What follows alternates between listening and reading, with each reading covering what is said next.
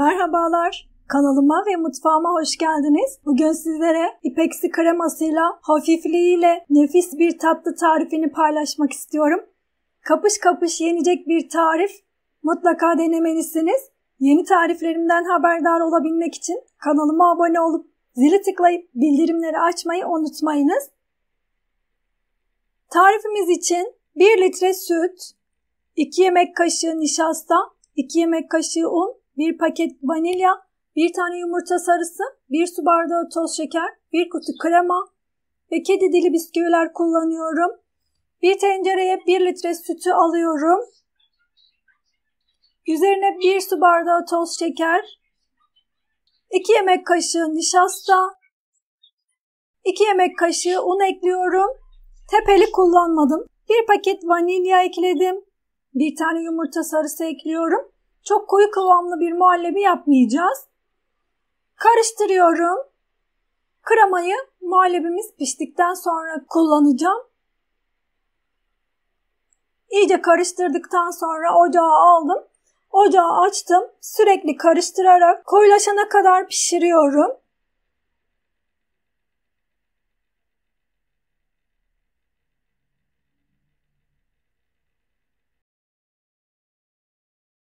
Muhallebi kaynadı.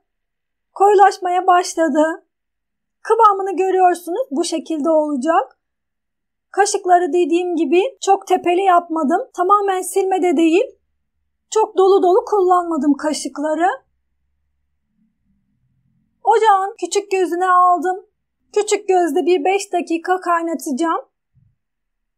Ara sıra karıştırmayı unutmayın ki dibine tutmasın. Ara sıra karıştırarak pişireceğiz.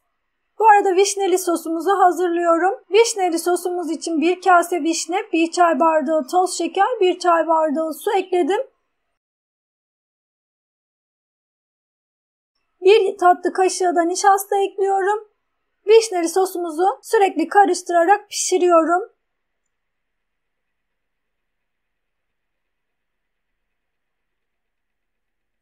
Ara sıra da muhallebimizi karıştırıyoruz. 5 dakikanın sonunda ocağın altını kapatıyorum. Kıvamını görüyorsunuz. Kıvamı bu şekilde olacak. Ocağın altını kapattım. Bu arada sos da kaynamaya başladı. Vişneler iyice yumuşayana kadar kısık ateşte pişiriyorum. Kremayı muhallebiye ekliyorum. Mikserle iyice çırpıyorum. Bir 5 dakika kadar mikserle iyice çırptım.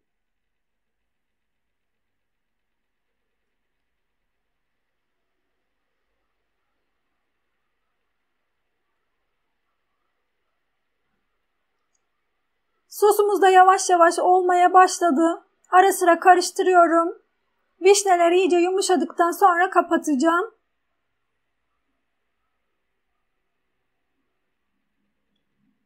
Şimdi kaseleri hazırlıyorum. Bisküvileri soğuk sütün içerisine batırıyorum ve 4 parçaya bölüyorum. Kaselere yerleştiriyorum.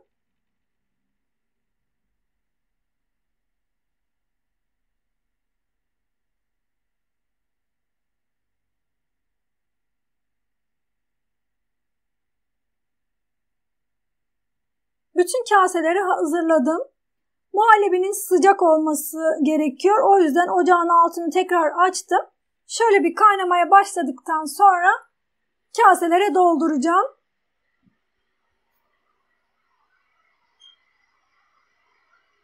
Evet, kaynamaya başladı. Kıvamını görüyorsunuz. Bu şekilde akışkan bir kıvamda olmalı. Kaselere dolduruyorum.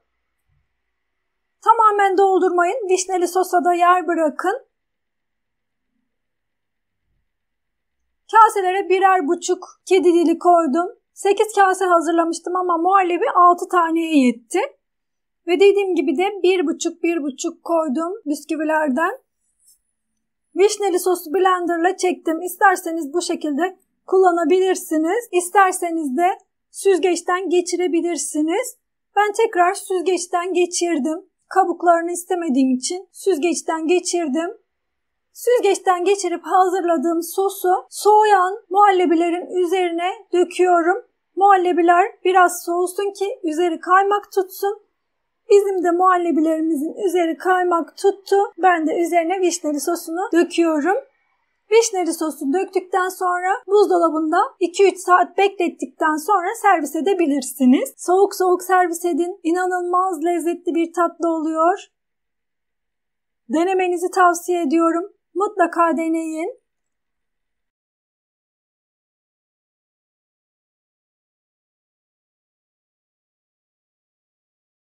Buzdolabında tatlıları soğuttum. Artık servis edeceğim. Rulo kat ve nane yapraklarıyla servis ediyorum. Kaselerin kenarına rulo katlardan yerleştiriyorum. Birer tane nane yaprağı yerleştiriyorum. Üzerindeki sosu istediğiniz meyveyle de hazırlayabilirsiniz. Çilek, böğürtlen, frambuaz veya çikolata sosuyla da hazırlayabilirsiniz. Tamamen size kalmış. Nefis tatlılarımız hazır.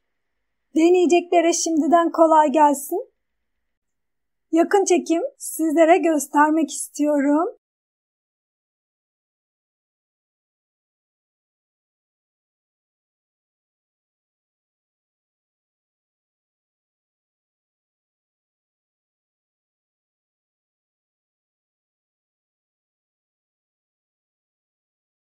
Ve sizlere iç dokusunu da göstermek istiyorum.